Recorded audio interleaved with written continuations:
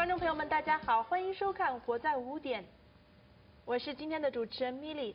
哎，那大家知不知道，在多伦多呢，非常红火的就是我们这个房地产行业了。很多人呢都会选择多伦多来进行这个房地产的投资。那在投资的过程当中呢，其实建筑师们扮演了很大的一个角色。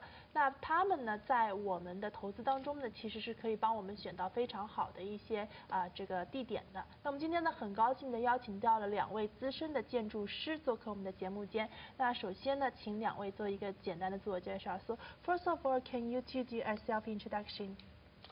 My name is Harry Martirosyan. I am a practicing architect for 34 years now. Wow.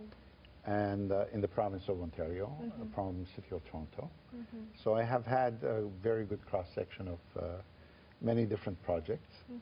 And I am thankful for being here at your studios because the media normally takes into account the medical profession, law profession, but the architects are somewhat off limelight.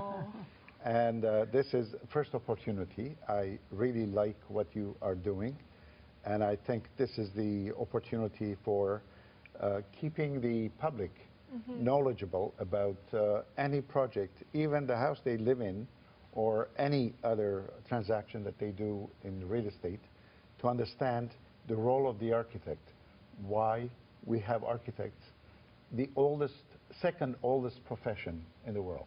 It is. Architect is very important, especially when it comes to the house. It's just like the medical care of the house, right? Exactly. Yeah. If I may,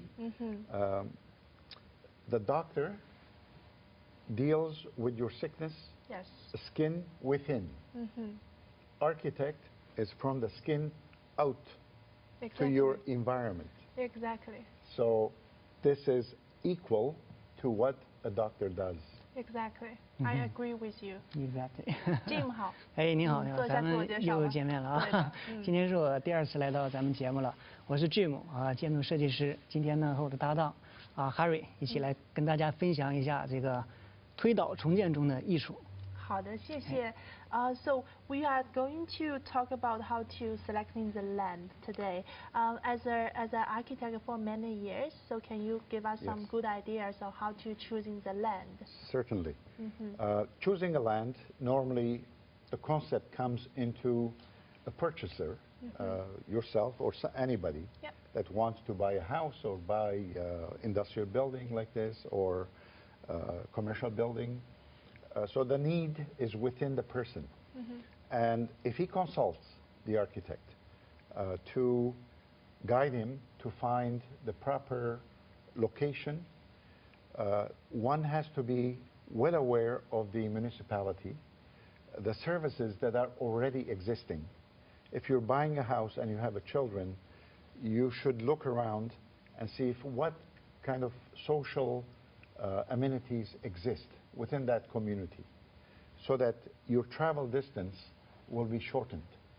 When I bought my own house, I checked all the important addresses that I had to frequent from my house over, and I pinpoint the 0, and from there, today, I travel the shortest distance to wherever I go and do any kind of activity. So the choosing of any property, the first thing one has to have in mind is what amenities you have, the bank, you know, everyday life, your work distance, your social activities, your medical activities, whatever you do, it should be centered, and you are the most important person for yourself. And the world has to go around you, not you traveling from left to right, wasting your time in traffic, pollution, and not being happy. The most important thing is happiness. Thank you very much for your ideas. Jim. 对，这个推倒重建当中选地是关键中的关键，是核心中的核心。一块地选准了，选对了，你这个项目就成功1半了。所以说呢，在这个选地当中呢，我建议客户有2方面要考虑。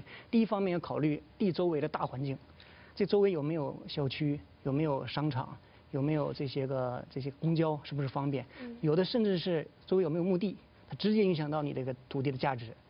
第二点呢，我觉得咱们这个买家呢要注意到这个地本身的这个价值，比如说好多地是有一些陷阱的。上次我们谈到一些例子嘛，就看那个地看上去很大，但实际上能承建的位置很小。是。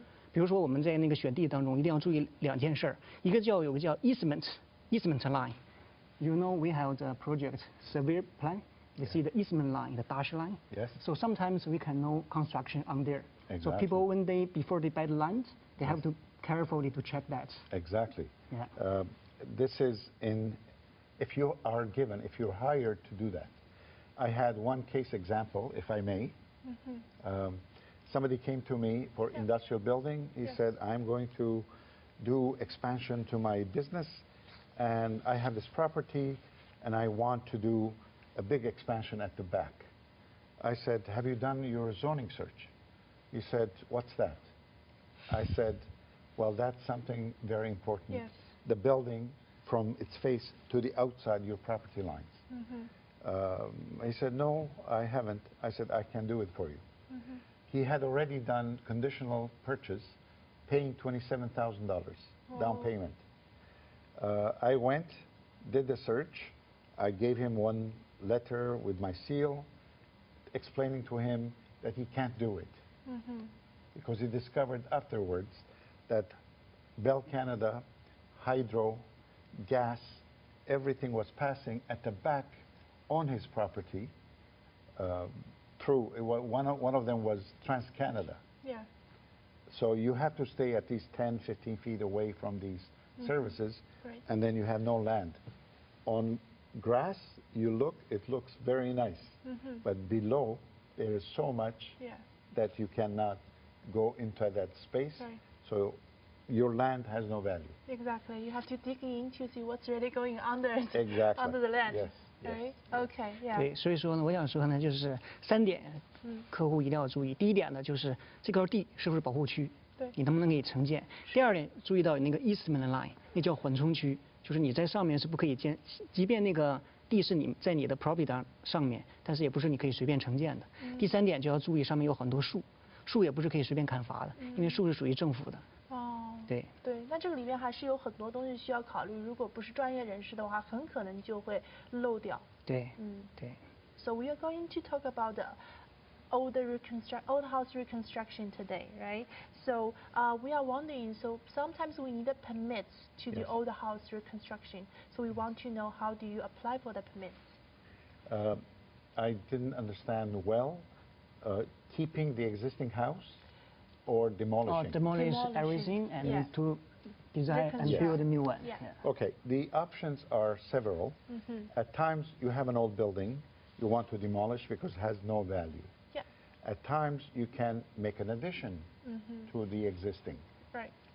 Demolish part of it and do. So that needle has to be decided after an analysis which one is best for your budget. Okay, I see the point. Yes. Okay. So if you are doing a demolition, clear site, in that case, some municipalities vary. Toronto wants you to keep the building until your building permit is being issued.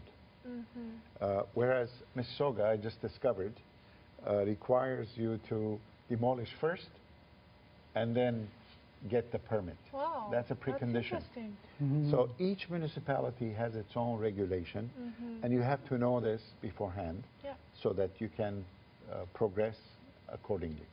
Now, when you are demolishing any building permit, it's application to build or demolish. It's on the same page. So the application also is used to construct and also demolish. So you need a building demolition permit to be able to demolish any building. So 一般是有3个步骤，就是第一个呢要 demolition permit， 就允许你把旧房拆掉；第二个呢叫 zoning by law permit， 就是一个市府规划的一个 permit； 第3步进入到你自己的 building permit。3步。3步。3步，对。一步一步都要做。对。I wish to also mention that certain old buildings may be heritage building. Yeah, that's you correct. cannot touch. Absolutely, yeah. Therefore, that's a good case. Which we had that experience together. Yeah. An old building has to be protected. Yeah. And there are certain degrees of how much you can change or how much you cannot change. Wow, that's very interesting to know. Yes. Yeah, exactly. So that's what the architect also discovers. Exactly. Okay. Thank you, Harry. 那詹姆最后一个问题想问一下，你展望一下我们2019年的市场，这个房屋市场，你觉得会是怎么样的一个走向？我觉得吧，这个2019年的市场呢，这个房屋市场都说有高有低嘛，这是历史自然现象，不要紧。但是呢，就是我觉得这个最重要一点呢，就是咱们这个在逆势当中呢，真正能够存活下来的高质量的房源就能存活下来。因为这个时候呢，它会涉及到这个整个的这个你的设计的理念呐，包括团队管理啊、施工管理这些东西是一个综合性的东西。所以说的话，真正在逆势当中能够存活下来，都是最好的房源。这样我觉得对百姓也是个福音。这样的话，你能买到真正有价真不二的一种商品房。好的，谢谢两位。Thank you for coming to our show today. I wish you to all have a very good year. Thank you very much. Thank you. Thank you very much, everyone, to watch our show today. 好，谢谢大家收看本期节目，我们下期节目再见，大家拜拜。Thank you. 好，谢谢。谢谢。